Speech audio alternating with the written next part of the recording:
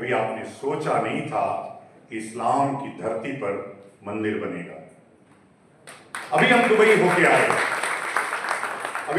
होके आए, वहां के शेख मुझसे कह रहे थे कि आप एक हिंदू विश्वविद्यालय बनाइए जहां हिंदुओं की शिक्षा हो, इसलिए कि 11 लाख के अलावा बाकी सब वहां हिंदू ही है। और मोदी की विदेश नीति और सफल हो, नेपाल हिंदू राष्ट्र बने, पाकिस्तान और बांग्लादेश मिलकर के अखंड भारत बने। इन्हीं शुभकामनाओं के साथ बोलिए धर्म की, अधर्म का, प्राणियों में विश्व का, गौ माता की, गंगा माता की, जगत गुरु शंकराचार्य भगवान की, नमः पार्वती पते। लेकिन जब दुनिया की तरफ देख रहा हूं, हमने कोविड देखा, पूरी दुनिया झेल गई, लेकिन भारत के ऊपर कोई असर नहीं पड़ा। जब कोई सत्य दिख रहा हो तो बोलने में कोई गुरेज नहीं करना चाहिए। अगर कोई अच्छा काम हो रहा है तो उसका समर्थन करना चाहिए और प्रधानमंत्री की पीठ थपथपानी चाहिए। एड़ी चोटी लगवा दिया। तो इसलिए जब विदेश नीति की चर्चा हो, हालांकि थोड़ा थोड़ा पड़ोसी देशों में अभी आक्रोश का वातावरण है। पड़ोस में नेपाल हिंदू राष्ट्र की तरफ बढ़ चुका है, 90% हिंदू राष्ट्र बन गया है, 10% बाकी है। मुझे लगता है कि वो भी मोदी के धक्का का इंतजार कर रहे हैं। और आने वाले समय में ये दुनिया हिंदू सदी है, दुनिया हिंदुत्व की तरफ देख रही है। जब पूरी दुनिया बारूद की ढेर पे खड़ी है तो आपका जो कॉन्सेप्ट ऑफ हिंदुइज्म है वो प्रासंगिक है। जब पर्यावरण की बात होती है, कृष्ण ने कहा नदियों में मैं गंगा हूं, कृष्ण ने कहा पेड़ों में मैं पीपल हूं। आज विज्ञान खोज कर रहा है दुनिया का सबसे ज्यादा ऑक्सीजन देने वाला पौधा कौन सा है? पीपल। कृष्ण ने तब गीता में कहा सर्वाधिक पवित्र नदी, जो आयुर्वेद भी उस पर खोज कर रहा है, दुनिया की सबसे पवित्र नदी गंगा है। मैं चूंकि अंतिम वक्ता हूं, जिस तरह से खाने के बाद मिठाई खाया जाता है, तो वैसे ही सूक्ष्म शब्द मेरे मुंह से निकल रहे हैं और यह स्वतः निकल रहे हैं। देश बदल रहा है।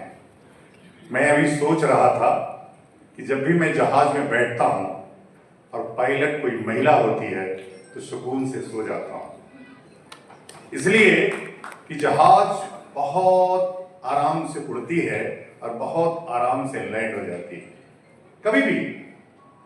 तो यह जो महिलाओं के प्रति विश्वास है, और अभी श्याम जाजू जी ने कहा कि अभी चारों तरफ लोग सोचते थे, आज जो लोग महिला सशक्तिकरण की बात कर रहे थे, वो जब महिला आरक्षण की बात होती थी सदन में तो विरोध करते थे, और अभी भी विरोध कर रहे हैं। उनकी सोच नहीं थी, और मोदी जी ने वो ऐतिहासिक काम कर दिया।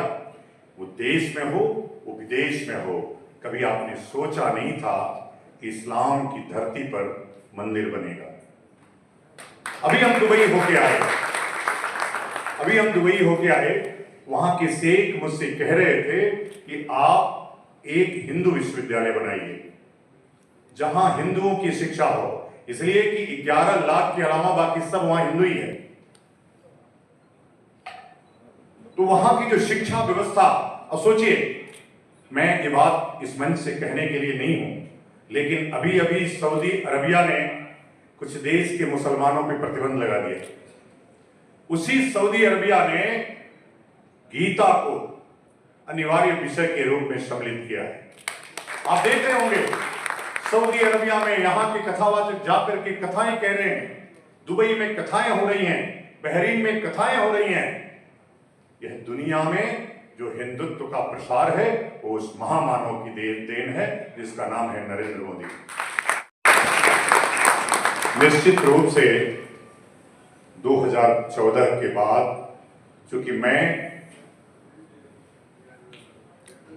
जो सन्यासी हूं, विदेश जाता रहता हूं, और मैं 2014 के पहले भी 2007 में, 2008 में, 2009 में, चूंकि नीदरलैंड में मेरा आश्रम है तो मैं जाता रहता था। लेकिन तब के भारत की इज्जत में और अब के भारत की इज्जत में जमीन आसमान का अंतर है। अब हम दुनिया की जमीन पर, दुनिया के किसी देश की जमीन पर जब उतरते हैं तो इस भगवा वस्त्र को देख करके सम्मान से लोग सर झुकाते हैं। पहले लोग मजे लेते थे, अब सम्मान से सर झुकाते हैं। जब हम एक साथ मोदी की विदेश नीति और महिला सशक्तिकरण की चर्चा करेंगे तब सुषमा स्वराज का नाम प्रासंगिक हो जाएगा।